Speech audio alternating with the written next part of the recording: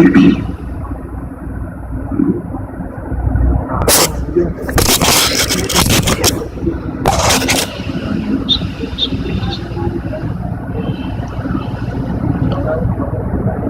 علیکم. الحمد لله نحمده ونستعينه ونستغفره ونؤمن به ونتوكل عليه ونعوذ بالله من شرور أنفسنا ومن سيئات أعمالنا من يهده الله فلا مضل له ومن يضلله فلا هادي له ونشهد أن لا إله إلا الله وحده لا شريك له ونشهد أن سيدنا ونبينا ومولانا محمدا عبده ورسوله صلى الله تعالى عليه وعلى آله وأصحابه وسلم تسليما كثيرا كثيرا. أما بعد فأعوذ بالله من الشيطان الرجيم. بسم الله الرحمن الرحيم. اليوم أكملت لكم دينكم وأتممت عليكم نعمتي ورضيت لكم الإسلام دينا. صدق الله العظيم.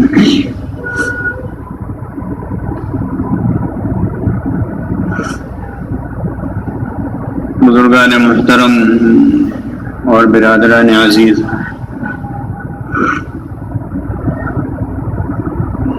جناب رسول اللہ صلی اللہ علیہ وسلم کی سیرت طیبہ میں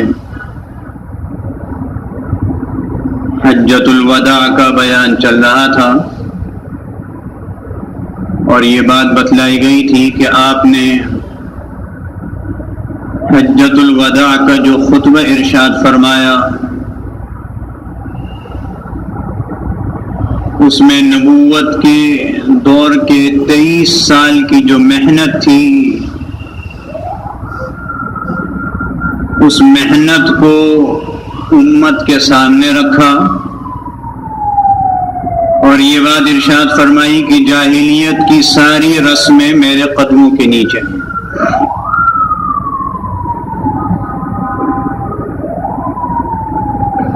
فخر، کسی بات پر فخر کرنا، اب فخر کی گنجائش نہیں ہے.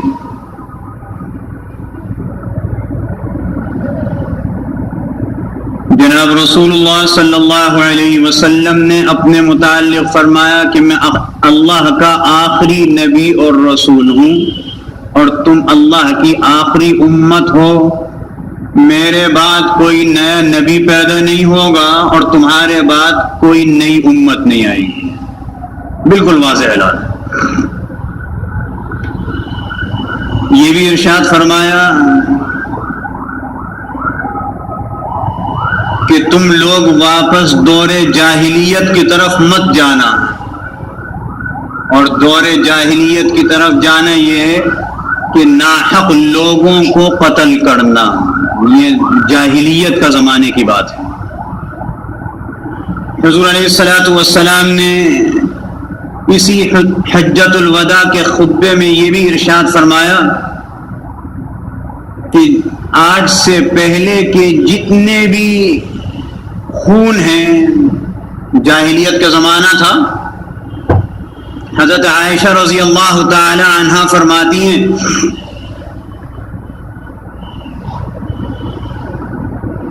کہ حرب بعاث جو ہے وہ اس لیے ہوا تھا کہ ایک قبیلے کے ایک شخص کی زمین تھی، اس زمین پر درخت تھے، ان درختوں میں سے کسی ایک درخت پر کبوتری نے گھونسلہ بنایا تھا، انڈے دیے تھے. کتنی معمولی سی بات. دوسرے قبیلے کا آدمی وہاں سے گزرتا ہے، اس نے اس پر پتھر مارے، انڈے ٹوٹ گئے، گھونسلہ ٹوٹ گیا. تو وہ شخص یہ کہتا ہے کہ میرے قبیلے کی زمین، میرا باغ اور میرے باغ کا جو درخت ہے اس پر یہ انڈے تھے، گھونسلہ تھا، یہ دوسرے والے کو کیا ضرورت پڑی تھی؟ بس اس پر جنگ جاری ہے۔ 120 سال تک جنگ چلی، 120 سال تک، جاہلیت کی حد ہے نا۔ حضور علیہ الصلوۃ والسلام نے ارشاد فرمایا اب یہ جو جنگ چلی اس میں ایک مرا، اس کے خون کا بدلہ، پھر دوسرے سے، پھر دوسرے کا، تیسرے، چلے جا رہا ہے معاملہ، اس کی کوئی انتہا نہیں ہے۔ حضور علیہ الصلوۃ والسلام نے فرمایا کہ اگر یہ پرانے جتنے خون کے بدلے ہیں سب ختم آج کے بعد، اور ابتدا میں اپنے گھر سے کرتا ہوں، اور وہ یہ کہ ہمارے خاندان کا ایک بچہ چھوٹا سا تھا، شیرخوار، دودھ پینے کے لیے دائی کو دیا گیا، وہاں پر کوئی جنگ ہوئی، جنگ ہونے میں وہ بچہ قتل کر دیا گیا، تو رسم کا تقاضا تو یہ ہے کہ اس کا بدلہ چلے، جس نے مارا اس کو قتل کیا جائے، اور جب اس کو قتل کریں گے پھر اس کو جس نے مارا وہ اس کو قتل کرے گا۔ حضور علیہ الصلوۃ والسلام نے ارشاد فرمایا میں اس بچے کے خون کے بدلے کو معاف کرتا ہوں، اپنے گھر سے شروع کروں، خاندان کا ہے، برادری کا ہے، لہذا آج کے بعد کوئی پرانے خون کا بدلہ نہیں لیا جائے گا، سب ختم۔ یہ بھی ارشاد فرمایا کہ جاہلیت کے زمانے میں سود کا کاروبار ہوتا تھا، بزنس تھی، جس طرح ہر چیز کی تجارت کرتے ہیں، لوگ پیسے کی بھی تجارت کرتے تھے، پیسے کو بھی بیچتے تھے۔ حضور علیہ الصلوۃ والسلام نے ارشاد فرمایا آج کے بعد کوئی سود کسی پر نہیں ہوگا، پچھلا سود سب معاف، ابتدا گھر سے کرتا ہوں۔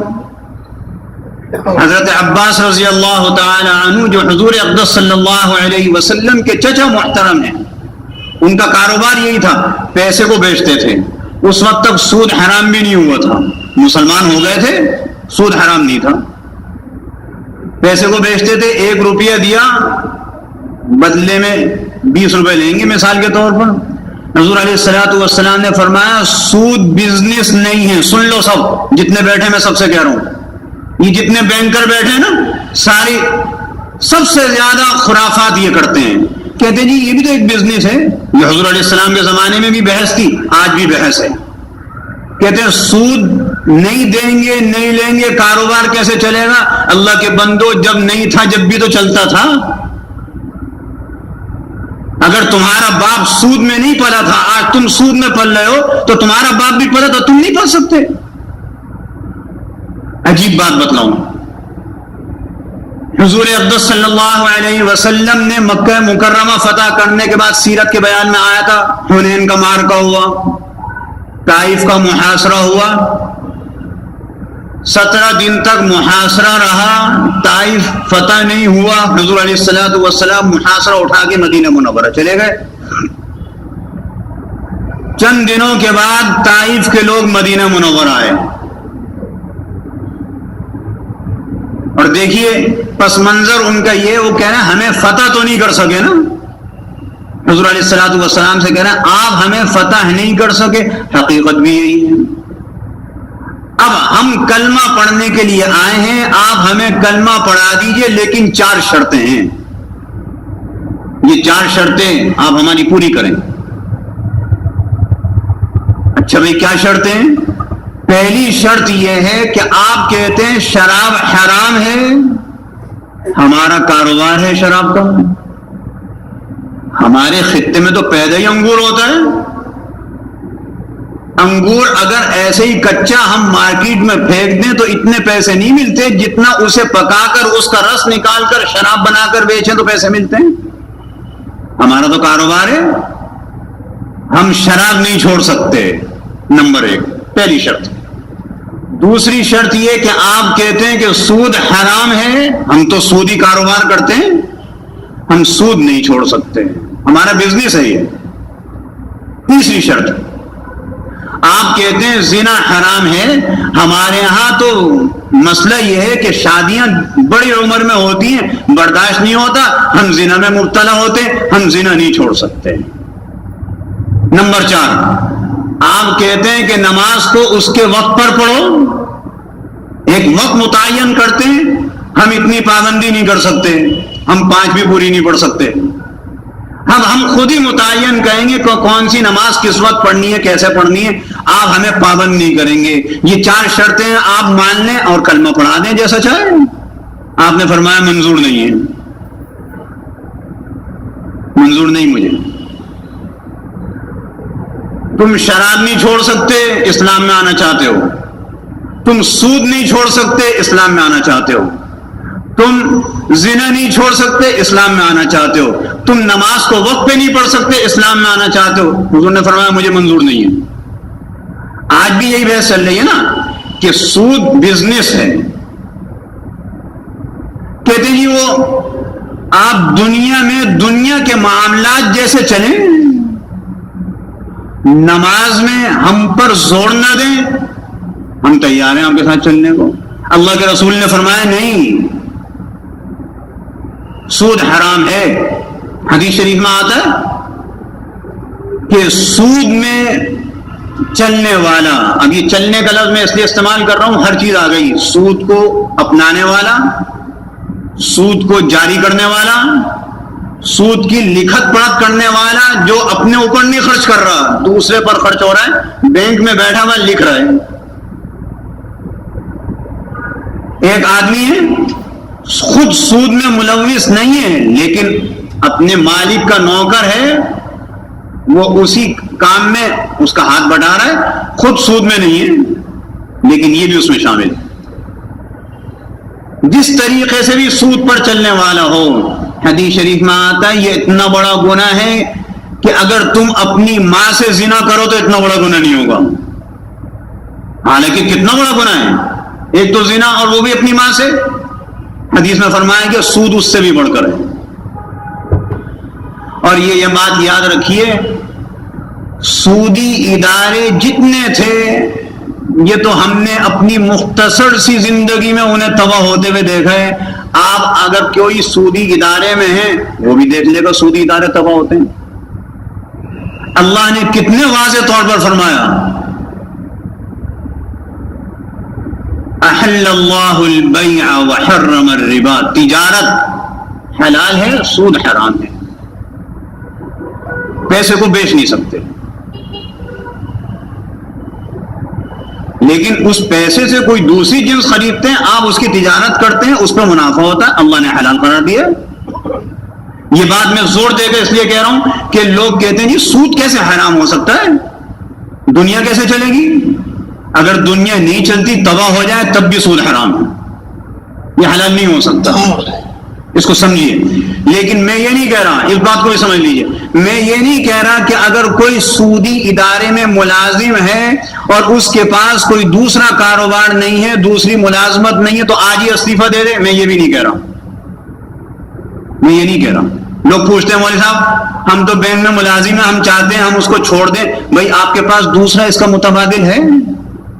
اگر اس کا دوسرا متبادل فوری طور پر ہے، روپے کے بجائے 12 آنے تو آپ کر لیجئے، لیکن اگر نہیں ہے تو کوشش ضرور کیجئے چھوڑنے کی، اس کو تلاش کیجئے، جب مل جائے اس وقت چھوڑ دیجئے گا، جب تک نہ ملے آپ کی کوشش کے باوجود جب آپ اس میں لگے ہوئے اللہ سے استغفار کرتے رہیے، لیکن سود حرام ہے۔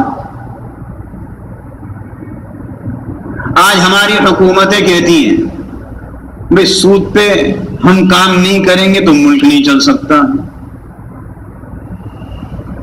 اور اگر سود پر ہم کام نہیں کریں گے تو ہماری فیکٹریاں نہیں چل سکتی، تو نہ چلے نا، کیا ضرورت ہے چلانے کی؟ ضروری ہے کہ 20 روپے جمع کرو اور 20 روپے میں سے 12 روپے ڈاکٹر کو دو، اور وہ 8 روپے بھی تمہارے لیے نہیں ہے۔ 10 قسم کی بیماریاں لگی ہوئی ہیں، بلڈ پریشر اس کو ہے، شوگر اس کو ہے، دل کی تکلیف اس کو ہے، ایسی ایسی تکلیفیں کہ ہر چیز کھا نہیں سکتا، وہی کھائے گا ابلا ہوا۔ تو اللہ کے بندو، اللہ کی حلال چیز جو ہے اس کو اپناؤ، حرام کو چھوڑ دو۔ تو انہوں نے کہا جی ہم یہ 4 شرطیں ہیں ہماری، آپ ہماری قبول کر لیں، ہم ایمان قبول کر لیں گے، آپ ہمیں کلمہ پڑھا دیجیے۔ آپ نے فرمایا مجھے منظور نہیں ہے۔ جب اللہ کے رسول کو اس وقت منظور نہیں تھا جس وقت مسلمانوں کی تعداد اتنی زیادہ نہیں تھی، تو آج اسلام کو کیسے منظور ہوگا؟ اللہ کے رسول نے سود کو حرام کیا، کہا میں اپنے گھر سے شروع کرتا ہوں کہ اگر ہمارے گھرانے میں کسی کا کوئی سود ہے بس وہ سود نہیں دے گا، اصل رقم جو لی ہوئی ہے بس وہ اصل لوٹا دے بس۔ حجۃ الوداع کے خطبے میں حضور علیہ الصلوۃ والسلام نے ارشاد فرمایا، بھائی دو طبقے بڑے کمزور ہیں، میں تمہیں نصیحت کرتا ہوں کہ ان دو کا خیال رکھنا، ایک ان میں سے یتیم اور دوسری عورت۔ کیا خیال ہے؟ جب کسی کا عالم نزع ہوتا ہے، جان نکل رہی ہوتی ہے، کتنے لوگ خاندان کے ایسے ہوتے ہیں وہ کہتے ہیں بس اب اس کی تو جان نکلے گی، اس کا بینک بیلنس کتنا ہے اور یہ کتنا ہے اور وہ کتنا ہے، کس طرح تقسیم ہوگا، میرے حصے میں کیا آئے گا؟ زمانے جاہلیت میں کیا ہوتا تھا؟ ایک تو عورتوں کو وراثت نہیں ملتی تھی، یہ بات یاد رکھیے، وراثت اسلام نے رکھی ہے عورتوں میں، اس سے پہلے کوئی کچھ نہیں دیتا تھا۔ حد ہے، باپ کا انتقال ہوا، بڑا بیٹا جو ہوتا تھا اس کے ہاتھ میں سب چیز آ جاتی تھی۔ حد ہے، اپنے باپ کی جو بیوی ہوتی تھی، اس کی جو ماں ہوتی تھی، وہ بھی اس کے ہاتھ میں آ جاتی تھی، اسی سے نکاح کر لیا کرتا تھا۔ جاہلیت تھی، کہتا تھا یہ بھی مجھے ورثے میں ملی۔ اللہ کے رسول نے عورتوں کی وراثت مقرر فرمائی، اسلام نے عورتوں کو حقوق دیا، عورتوں کا احسان مند ہونا چاہیے اسلام کا۔ ہوتا کیا ہے؟ آدمی مرتا ہے، کسی ایک کے ہاتھ میں ساری مال و دولت آ جاتی ہے، وراثت میں خوب ہیر پھیر کی جاتی ہے، ڈنڈیاں ماری جاتی ہیں، اپنا پیٹ آگ کے انگاروں سے بھرا جاتا ہے۔ قرآن نے فرمایا نا، وراثت حساب لگا کر صحیح نہیں ادا کی جاتی۔ عورتوں کی تو بات الگ ہے، آج کل بعض جگہ مردوں کو بھی نہیں ملتی، بس جو جس پر قابل ہے اسی کو ہو جاتا ہے۔ اللہ کے رسول نے عورت کے حق ادا کرنے کا حکم دیا ہے، یتیموں کا جو مال ہے، یتیم کے جو حقوق ہیں اس کو ادا کرنے کا حکم دیا ہے۔ فرمایا دو کمزور طبقے ہیں، ان کے حق ادا کرو۔ یہ وراثت تو ایسی چیز ہے، اصل میں تو ہونا یہ چاہیے کہ جس کا انتقال ہو جائے۔ حضرت امام ابو حنیفہ رحمۃ اللہ علیہ اپنے ایک دوست کی عیادت کے لیے گئے، جان نکل رہی تھی، ایک چراغ جل رہا تھا روشنی کے لیے۔ حضرت امام ابو حنیفہ رحمۃ اللہ علیہ اس کی مزاج پرسی کر رہے تھے کہ اس کا انتقال ہو گیا، انا للہ پڑھ کے فوراً چراغ بجھا دیا پھونک مار کے، اور ایک آدمی سے کہا جاؤ میرے گھر جاؤ، میرا ان سے کہنا چراغ دے دیں، تیل بھی دے دیں۔ کسی نے کہا امام صاحب یہ کیا بات ہے؟ کہنے کہ بات یہ ہے ابھی تک تو میں اس کا مہمان تھا، یہ چیز اس کی ملکیت میں تھی، اس کے مرنے کے بعد اس کی ملکیت سے نکل گئی، اب ورثاء کا ہے، اب میں ورثاء کی چیز یہاں پر چراغ جل رہا ہے میں کیسے استعمال کر لوں؟ یہ میری ملکیت تو نہیں، یہ تو بہت سارے وارث ہیں ان کی ملکیت ہے، اگر وہ اجازت دیں گے تو ہوگا، ورنہ میں اپنا چراغ جلا لوں گا۔ کیا خیال ہے ہمارا کیا ہوگا؟ ہمارا کیا حال ہے؟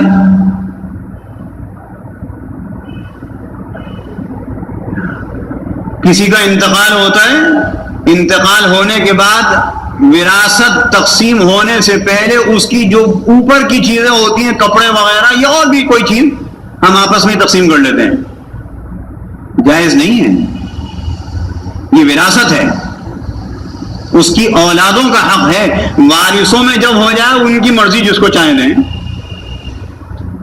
لیکن ہم تو وراثت کے مسائل کی طرف نہ جاتے ہیں، نہ پوچھنے کی توفیق ہے، اگر توفیق ہوتی ہے تو اس وقت ہوتی ہے جب اپنا 2 روپے مر رہے ہوں، پھر جاتے ہیں مفتی کے پاس، کہتے ہیں جی وہ مسئلہ اس طریقے سے ہے، مفتی تحقیق کرتا ہے، اور جب تحقیق کرتا ہے تو بات اور الٹ ہو جاتی ہے، اس لیے کہ بہت ساری چیزیں چھپائی ہوئی ہوتی ہیں۔ جس کا انتقال ہو اس کے فوراً بعد اس کا ورثہ تقسیم ہونا چاہیے۔ ہم ان کے گھروں میں بیٹھے رہتے ہیں نا، مالک مر گیا، اس کا جو مال تھا اس کے مال میں سے جو سب ورثاء کا تھا اس کا مال کھا رہے ہیں بیٹھے ہوئے. شرم نہیں آتی نا؟ کسی کو بھی شرم نہیں آتی. پرانے زمانے کے لوگ کہا کرتے تھے کہ کڑوی روٹی کھانے سے دل سیاہ ہو جاتا ہے. ایک حدیث شریف میں بھی آتا ہے.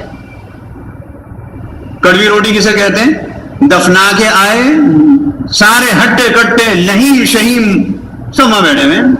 کس کا حق ہے یہ حق ان کا تھا جو وہ گھر والے تھے جس کے گھر میں موت ہوئی ہے. حضور علیہ الصلوۃ والسلام نے ارشاد فرمایا کہ اس کے گھر میں موت ہوئی ہے، یہ اپنے غم میں ہے، یہ کھانے پکانے کی طرف توجہ نہیں ہے، تو محلے والوں کو چاہیے کہ اس کو کھانا بھیجیں. یہ نہیں ہوتا ہے تو یہ ہوتا ہے وہ رشتہ دار سوچتا ہے بھئی میرا فلانے سے کیا رشتہ داری ہے، سمدھیانہ ہے نا، میں بھیجوں گا پہلے وقت کا، دوسرے وقت کا فلانا بھیجے گا. حالانکہ محلے والوں کی ذمہ داری تھی، رشتہ داروں کی نہیں تھی وہ. اور یہ ہوتا ہے وہ کہتا ہے کہ جی اتنے سارے لوگ آئے ہیں، چلو باورچی کو کہ کیا اتنا کھانا پکا دے. ارے وہ تو خود غم میں ہے، تم بیٹھے وہاں کھانا کھا رہو. اس کا حق ہے جس کے گھر میں موت ہوئی ہے، یا اس کا ہے جو تجہیز تدفین میں بالکل اول سے لے کر آخر تک اس کی مدد کرا رہا ہو. شریعت نے اس کو اجازت دی ہے کہ ان کے گھر میں کھانا آئے تو وہ بھی کھا لیں، باقی کسی کو اجازت نہیں ہے. یہاں اس میت کا مال کس طرح بے دردی سے خرچ کیا جاتا ہے ابھی وارثوں میں تقسیم نہیں ہوا. حضور علیہ الصلوۃ والسلام حجۃ الوداع کے موقع پر فرما رہے ہیں دیکھو بھائی یتیموں کا خیال رکھنا. کیوں فرما رہے ہیں؟ جاہلیت کے زمانے میں بھی یہ ہوتا تھا، ہم پھر جاہلیت کی طرف چلے گئے. حضور نے فرمایا دیکھو جاہلیت کی طرف مت جانا، لیکن ہم پھر وہیں جا رہے ہیں. حضور نے ہمیں روشن خیالی دی تھی، ہم نے اس روشن خیالی کو جس میں وحی تھی، اللہ کا پیغام تھا، اس کو چھوڑ دیا. اسلام کی روشن خیالی میں اللہ کا پیغام ہے، اللہ اور اس کے رسول کی نافرمانی نہیں ہے. اور دنیا میں جو روشن خیالی میں نے بتایا تھا انقلاب فرانس کے بعد سے 200 سال سے، اس میں روشن خیالی میں اللہ کا کوئی پیغام نہیں ہے. یہ فرق ہے اس روشن خیالی اس روشن خیالی میں. یہ حجۃ الوداع کا خطبہ تھا. جب سارا خطبہ ارشاد فرما دیا، اللہ کے رسول نے صحابہ کرام سے پوچھا کہ بھئی تم قیامت کے دن حاضر ہوگے اللہ کے دربار میں، اللہ تم سے میرے متعلق سوال کرے گا.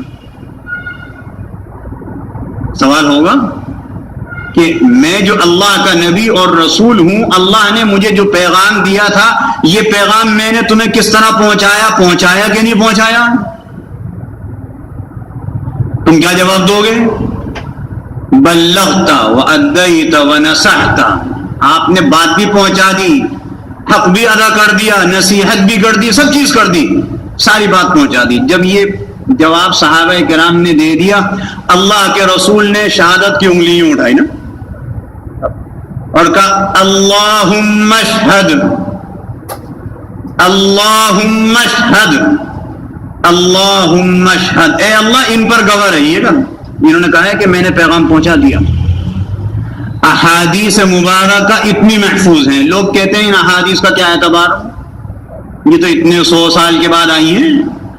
میں نے بتایا نا اشارہ، جہاں محدث، میں نے ایک محدث کو دیکھا جب اس حدیث کو بیان کیا تو انہوں نے یہی کرا اللہم اشہد.